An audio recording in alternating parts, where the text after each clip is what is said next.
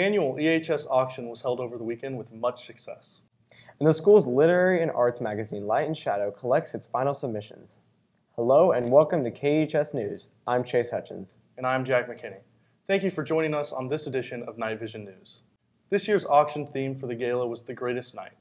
The gala benefits Episcopal by raising money for the school's operational budget.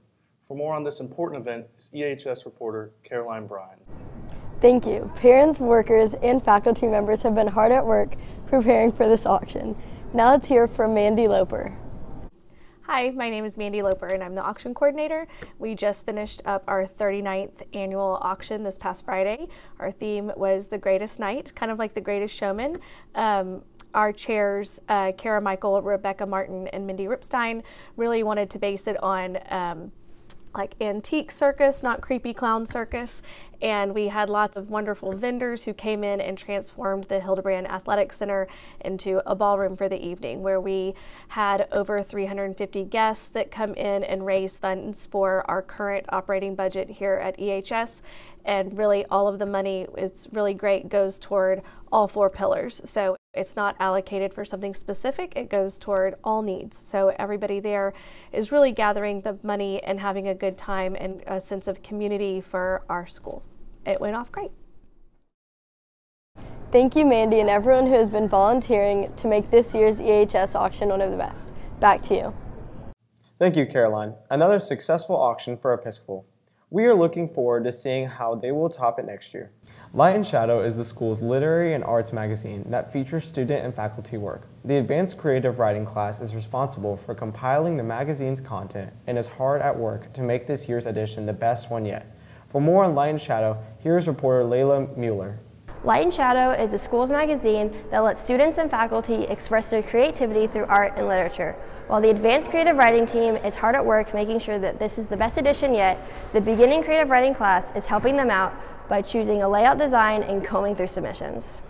So Light and Shadow is the campus literary journal or literary magazine that features amazing artwork and photography, as well as writing pieces from students and staff. So traditionally we have students submit to Light and Shadow, but faculty and staff are encouraged to submit as well. And usually for each contributor they can submit up to 3 pieces of material. So that could be 2 pieces of writing with a piece of art, or vice versa, or all art and all writing. So I am the campus advisor, so I pretty much orchestrate the whole thing. The students run the publication. I just provide the guidance and the scheduling and kind of like last minute overviews and, you know, pair of eyes to help facilitate. I would describe it as our annual literary magazine here at Episcopal High School, where we use art and writing that's submitted by students and faculty to represent the whole community. I'm the production editor this year, which means I'm overseeing the whole process, from selecting pieces to selecting artwork to putting together the whole book to helping come up with promotional ideas to spread the word about Light and Shadow. So that's my role this year. We want to see something that's well written and something that has meaning that we think is important to the community and represents the community. I hope you enjoyed this inside scoop on the process of creating Light and Shadow. It's looking amazing and I can't wait for all to read it. Reporting for KEHS News, I'm Layla Mueller. Back to you. Thank you, Layla, for the inside look at Light and Shadow. I can already tell that this year's edition is going to be cool. I can't wait to read it. This past weekend, the EHS Elevate dance team performed at the Match Theater alongside some other incredibly talented dance ensembles. Reporter Brooklyn Hermance joins us to give an inside look at the dancers' incredible performance. This past weekend, the EHS dance team had a performance at Match, or the Midtown Arts Theater Center in Houston. We got together with one of the Elevate coaches as well as one of the dancers to learn a little bit more about what the performance was for. So Elevate is the competition team for Episcopal High School, and we do concerts, but mainly dance competitions where we compete group dances, solos, and like duets and trios. It's a competition dance team made up of members of our repertory and impact dance ensembles. This weekend was a mini festival of other pre-professional companies here in Houston. It was this performance by Darrell Martin, and he had a bunch of guest studios come, and we were one of them.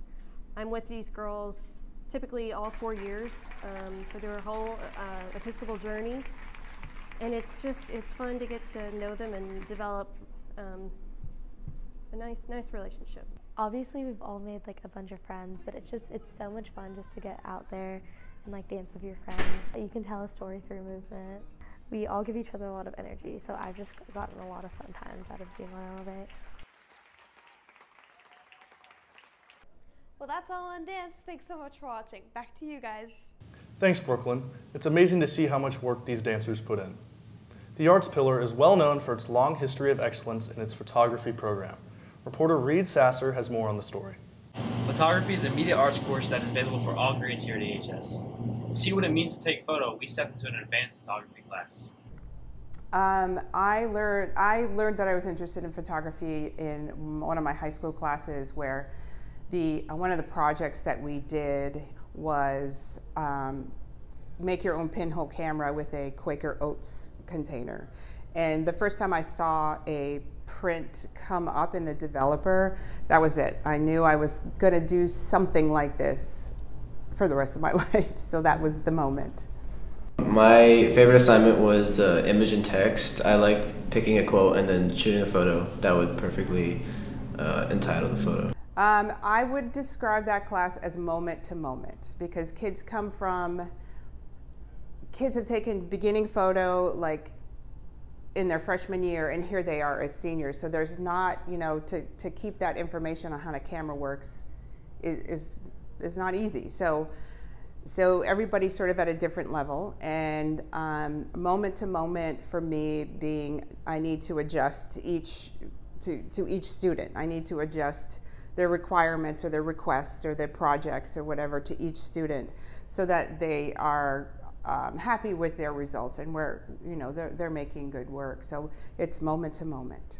Because I feel like it's a really popular class freshman year, and I took beginners last year, so I just took the next one. Photography is a great way to meet friends and turn on your imagination. I'm Reed Sasser, reporting for KEHS News. Thank you, Reed, for that informative report. The Episcopal High School track and field teams are in high hopes of a strong SPC season and title. My co-anchor Chase Hutchins has more on this program that enjoys annual success. Hey Knights, as the Episcopal High School varsity track team jumps into a new season, both the boys and the girls team are looking to win another SPC championship. Looking great on both sides, boys and girls looking great. We've been working hard since about December, and things going well. Feels great, honestly. It just shows the work pays off and consistency and stuff like that. Yeah, I think we're going to duel girls and boys. I believe that, yes sir. Now that we got a look on what the players think, let's go and take a look at what the coaches believe the rest of the season entails for them. Hopes and goals this year at track season is always at the end of the season to be holding up the trophy, our SPC championship. Biggest thing on both the boys and girls side that we hope is that the goals that we've set this year, especially with specifics in our boys sprint groups, and then of course in our girls jumps and distance, that they attain and surpass a lot of those goals. And from what we've seen so far after 2 meets, it looks like those goals are very attainable and we'll surpass them. This year though, more so, as you guys already know, our girls program has been pretty strong over the past 5 seasons. And as we look at it now, looking ahead with the numbers that we've had come out on the girls side and in specific events, that's going to give us a really good opportunity with the number of girls we have. Now on this side, this year rather, on the boys side, with a high level of participation of young men that have come out, now we see that we have a lot of bases covered, and some of our competitors in SVC have seen us and are already asking, or stating about how we look or how good we look, or we have more young men out. So the goal of both on the boys and girls side hosting the championship trophy this year are very, very high, and that's what we look to do at the end of the season. I'm reporting from KEHS News. I'm Chase Hutchins. Stand out, Knights. Chase, I went out last Saturday to watch some of the events and was impressed with their performance. The EHS girls lacrosse team has put in hard work and effort in their offseason, and that commitment is showing itself on the field.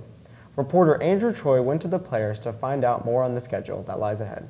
As winter sports come to an end, the spring sports start. The girls' lax team tells us about how their season is going and what they're doing to get better.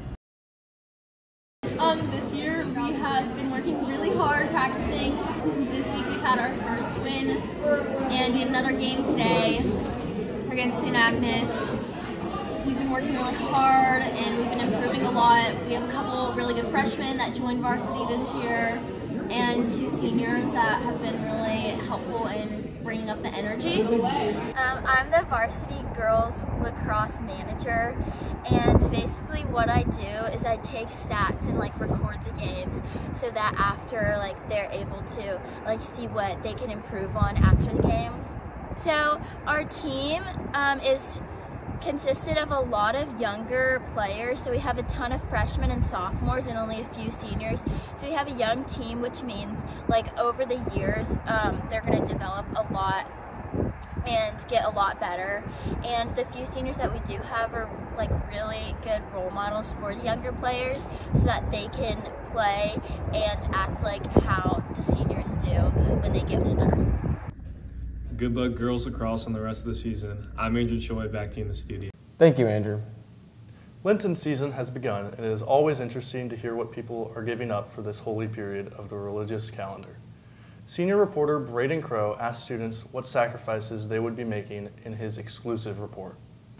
Braden Crow here, and today I'm going to be going around campus asking fellow students what they gave up for Lent. I gave up gluten and dairy for Lent. I gave up sodas and sweets for Lent. I gave up eating fries for Lent. I gave up sweets for Lent. I gave up super processed foods for Lent. For Lent, I gave up biting my nails. For Lent, I gave up soda. I gave up donuts for Lent. I gave up soda for Lent. I gave up fast food for Lent. I gave up candy. I gave up candy for Lent.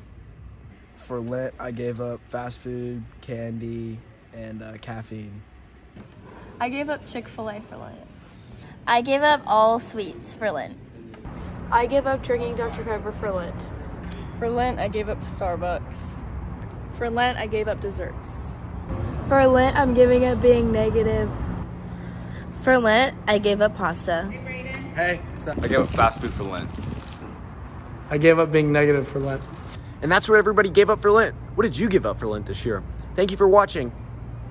So Chase, what did you give up for Lent? For Lent, I gave up sodas, and it's been very challenging. Love me some soda. That's all we have this week on NightVision News. I'm Jack McKinney. And I'm Chase Hutchins. From all of us at KEHS News, thank you for joining us. And go Knights! You did this now! You did this now! Why did I do that? I didn't even get the snap off, too. That's crazy. Go ahead, press the red record. That's it. Yep.